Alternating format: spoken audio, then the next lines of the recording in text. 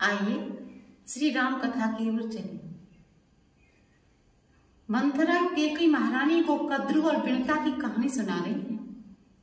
मंथरा ने कहा कैकेयी महारानी से कि महारानी,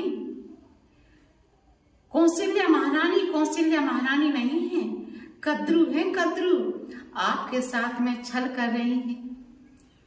देखिए आज कैकेयी महारानी की बुद्धि को बुद्धि बन गई।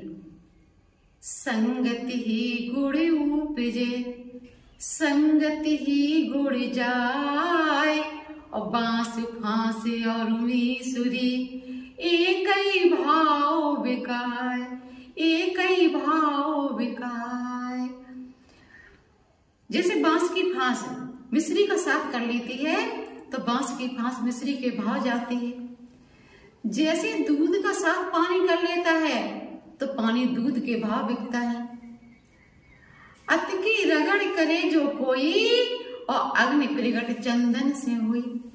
अति की रगड़ करिए तो चंदन में से भी अग्नि प्रगट हो जाती है। रसरी आवत जाती सिल पर पड़ते निशान। रसरी के आने जाने से पत्थर पर रसरी आती जाती है, रस्सी तो उससे सिल पर पत्थर पर निशान पड़ जाता है। तो इतनी रगड़ लगाई मंथरा ने, इतनी रगड़ लगाई कि कैकेयी महारानी की बुद्धि को बुद्धि बन गई।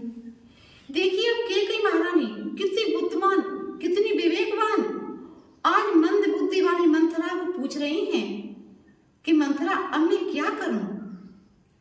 मंथरा ने कहा महारानी, आप बताया करती थी कि महाराज के पास आपके 2 वरदान रखे धरोहर के रूप में। आज बहुत अच्छा मौका है महारानी, आज उन दोनों वरदानों को मांग लीजिए महाराज से। और देखिए मंथरा बता रही है कैसे मांगोगी, युक्ति मंथरा बता रही है और कैकेयी महारानी युक्ति मंथरा को पूछ रही है। तो मंथरा बता रही है कि महारानी पहले वरदान में अपने पुत्र भरत के लिए मांग लेना राज्य से, और दूसरे वरदान में राम के लिए वनवास, तपसी वेश में उदासीनता के साथ। ये मंथरा बता रही है। तो कैकेयी महारानी मंथरा को पूछ रही अब मैं क्या करूं मंथरा। तो मंथरा ने कहा महारानी को भवन बने तो है। देखिए पहले राजा महाराजाओं के अलग अलग भवन हुआ करते थे। मेहमानों के लिए भवन अलग, सोने के लिए भवन अलग, भोजन पाने के लिए भवन अलग, और रूठने के लिए, क्रोध करने के लिए भवन अलग। तो कहा महारानी आज तक किसी ने को भवन का दर्शन नहीं किया, तो को भवन बने तो है। और युक्ति बता रही है मंथरा। मंथरा ने कहा महारानी ये राजसी वस्त्र आभूषणों को उतार कर एक तरफ रख दो, और साधारण से वेश में केस बिखेर करके को भवन में बैठ जाइए। यही किया कैकेयी महारानी ने। कैकेयी महारानी ने अपने वस्त्र आभूषणों को उतार करके एक तरफ रख दिया, और साधारण से वेश में और केस बिखेर करके महारानी बैठ गई। देखिए जो दुष्ट लोग हुआ करते हैं वो दूसरों के आभूषणों को उतरवा देते हैं और स्वयं धारण कर लेते हैं। मंथरा ने वो आभूषण स्वयं धारण कर लिए और कैकेयी महारानी को उतरवा दिए। मंथरा ने ऐसे कैकेयी महारानी के वस्त्र आभूषण उतरवाए कि दूसरी बार कैकेयी महारानी को उन वस्त्र आभूषणों को धारण करने का मौका ही नहीं। तो दुष्ट लोग इस प्रकार से होते हैं। कैकेयी महारानी ने वस्त्र आभूषणों को उतार कर एक तरफ रख दिया और को भवन में बैठ गई। इधर देखिए दशरथ महाराज ने गुरुदेव से कहा है हाथ जोड़ करके कि गुरुदेव मेरी इच्छा है आज राम को राजनीतियां आप सिखाइए, राजनीति के उपदेश गुरुदेव आप दीजिए। तो गुरुदेव राम के भवन के लिए आए हैं, भवन के दरवाजे पर खड़े हैं।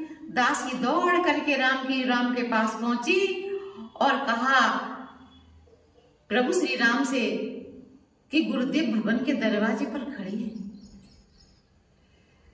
मानस का दर्शन करा रहे हैं। गुर आगमन सुनत रघुनाथा, और द्वार खड़े पग नावौ माथा। जैसे ही राम ने सुना कि गुरुदेव भवन के दरवाजे पर खड़े हैं, राम सीता जी के साथ दौड़ करके गए और जाकर के गुरुदेव के चरणों में प्रणाम किया। और कहा, गुरुदेव आपने यहाँ आने का कष्ट क्यों किया? आप किसी दासी द्वारा मुझे बुलवा लेते, मैं स्वयं आपके आश्रम में आ जाता। गुरुदेव ने कहा, राम आज बात ही कुछ ऐसी है। राम ने गुरुदेव को आसन दिया है और गुरुदेव को प्रणाम किया है। गुरुदेव ने आज राम को अपने निकट बिठाया है और राम को समझा रही हैं। कहा, राम कल तुम्हारा राज्याभिषेक होगा। राम मन ही मन में विचार करने लगे कि कल हमारा राज्याभिषेक होगा, केवल हमारा राज्याभिषेक। हम तीनों भाइयों का, चारों भाइयों का जन्म एक साथ हुआ है। तीनों भाइयों से मुझे अलग कर दिया। उन तीनों भाइयों का राज्याभिषेक क्यों नहीं? राम मन ही मन में विचार कर रहे हैं, सोच रहे हैं हम चारों भाइयों का प्राकट एक साथ हुआ है।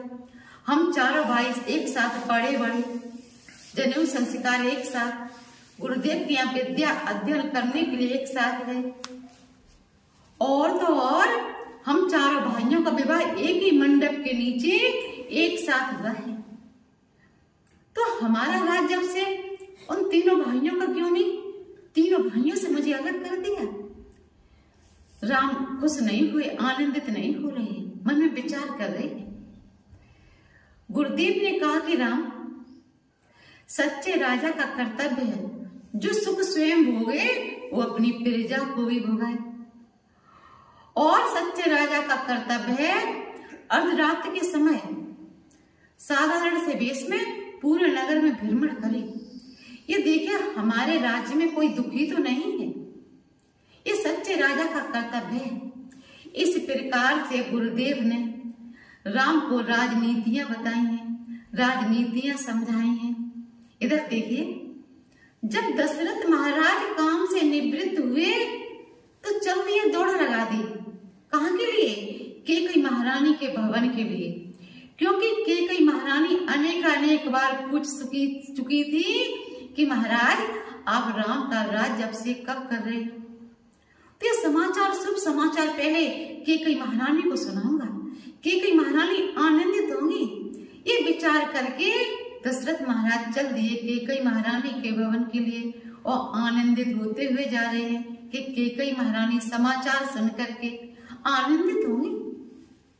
दौड़ते हुए आ रहे हैं, अब बाहर से ही पुकारने लगे कैकेयी महारानी को, अरे महारानी सुनती हो, मेरी बात सुनती हो, सुनिए महारानी। जैसे ही दशरथ महाराज ने भवन में चरण रखा तो देखा कि दासियां नीचे को सिर झुकाए खड़ी थी। महाराज ने दासियों से पूछा, महारानी कहाँ है? महाराज तो मन में बड़े आनंदित हो रहे हैं, तो पूछा महारानी कहाँ है? दासियों ने को भवन की ओर इशारा कर दिया।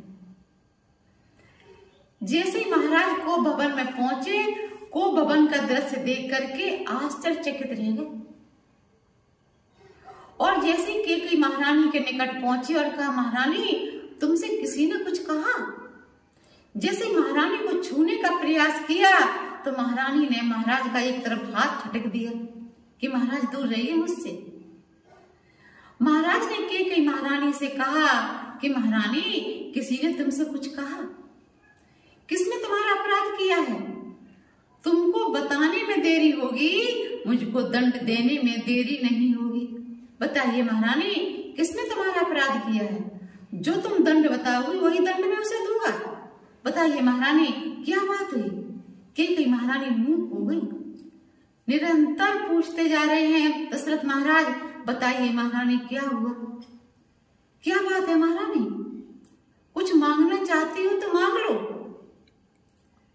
कैकेयी महारानी ने कहा, बस बस महाराज रहने दीजिए, आपके पास पहले मेरे 2 धरोहर के रूप में वरदान रखे, आपने वही नहीं दिए।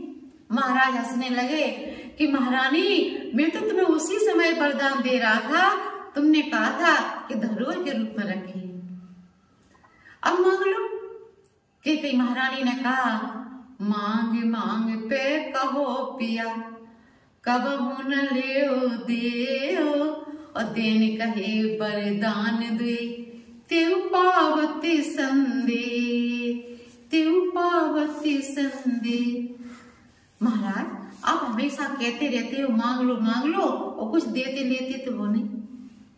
इस प्रकार से महारानी महाराज से कह रही हैं कि महाराज अभी तक आपने एक भी वरदान नहीं दिया और कहती हो मांग लो मांग लो मांग लो। दशरथ महाराज ने कहा देवी मांग लो। अब मैं वाणी को यहीं पर विराम देती हूँ। आगे की राम कथा कल मैं आपको श्रवण कराऊंगी। तब तक के लिए जय सिया राम, जय सिया राम।